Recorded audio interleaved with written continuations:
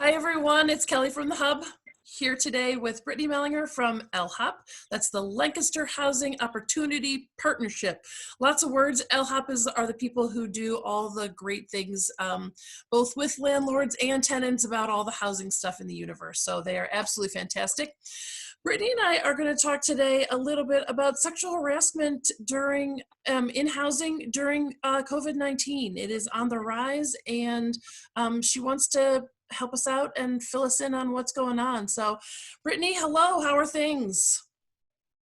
Things are good. How are things with you, Kelly? Things are looking up, which is always good. So talk to us about this. This is an issue that's on the rise, which I have to say I did not know about. So tell us what's going on in the universe and how this is like affecting people both on the landlord and on the tenant side. Yeah, absolutely. So I want to first put this in the frame of fair housing. The Fair Housing Act is law that protects people in protected classes. So that includes sex, national origin, race, color, religion, disability, in Pennsylvania, age, disability, and familial status. So discrimination on the basis of sex does include sexual harassment.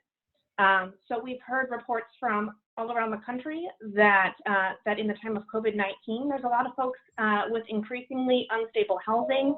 Folks are losing their employment, losing their income, and therefore unable to pay their rent. So that puts them in a really tough spot with their landlord and their property manager.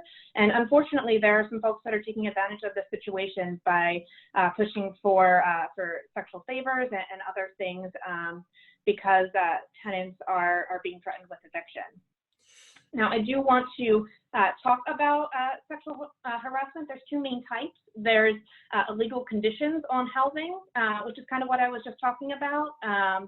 So sex for rent or requesting sexual favors, other things for repairs that need to be made. But there's also just creating a generally hostile housing environment. So making unwanted comments, offensive remarks, insults, unwanted touching, things like that. It really runs the gamut, and a lot of folks have the impression that it only happens to women, and that's just not true. It happens to women, men, all sexes, genders, and both men and women can be the perpetrators as well. So this is a landlord issue and it's a tenant issue. So can you talk about both sides of this so that we understand this more thoroughly? Yeah, absolutely. So the first thing I want is for tenants to understand their rights.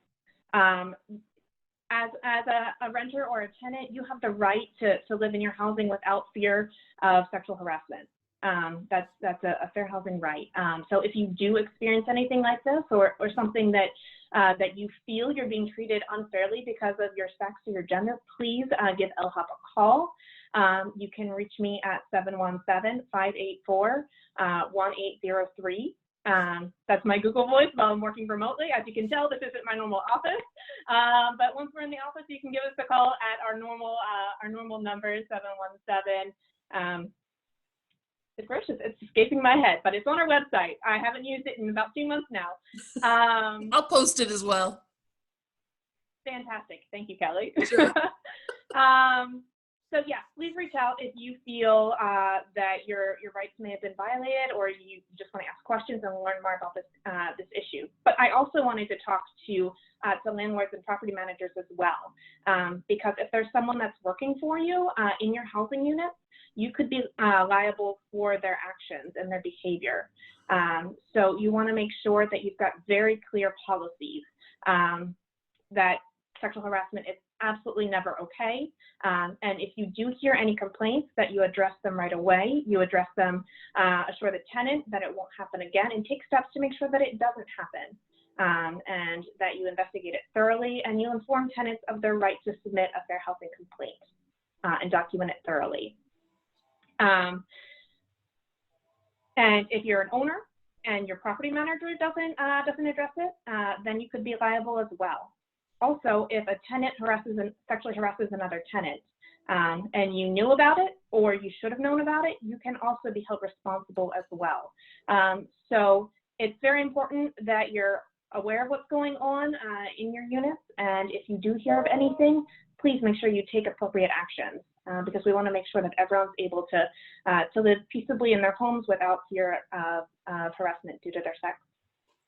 This is wonderful. This is further information that we have talked about lots of these kinds of things before, and that being a landlord is a big job. It's a lot of management. It's a lot of responsibility. There's lots of things you have to know. And this is part of the business of being a very good landlord, is knowing this and knowing how to manage all this stuff. So this has really been helpful. So just to make sure that everybody's on the same page, if they feel like they've been sexually harassed, they should contact you guys to see if it's a violation, right? Yeah, and if it's a potential violation, we can assist folks with filing a fair housing complaint to HUD. We'll walk you through the entire process, help you pull together any documentation, and assist you all along the way with that. But we are also a resource for landlords as well. So if you have questions about your policies, if you want to know what you have to put in place, if you've got questions about other issues besides just sexual harassment, we're here for you as well. And we're happy wonderful. to provide any information that you're asking for. Yeah, that's wonderful. Thank you so much. And thank you for making sure that this is good for everybody who's involved in housing. It's just perfect. Thank you, Brittany. As always, this is going to be a series that we are doing with LHOP. So stay tuned for next week, and we will find out some more information about some great housing topics. Thank you, everybody. All right. See ya. Thanks, Kelly. Bye.